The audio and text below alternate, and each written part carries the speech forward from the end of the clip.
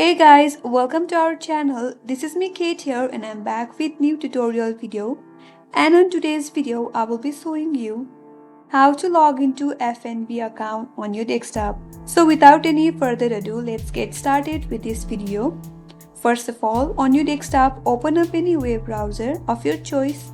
Here I'm going with Google Chrome and on the search URL, type in fnb.co.za.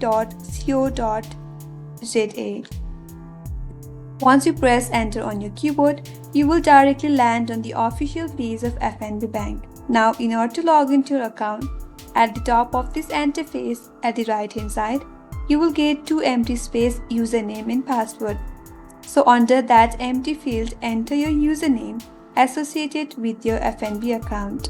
And on the password field, enter your correct password.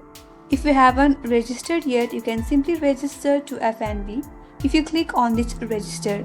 And in case you forgot your username or password, you can recover as well by clicking on this link that says forgot username or password.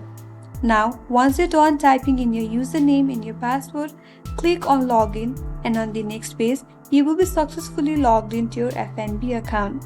So that's how you can log into FNB account.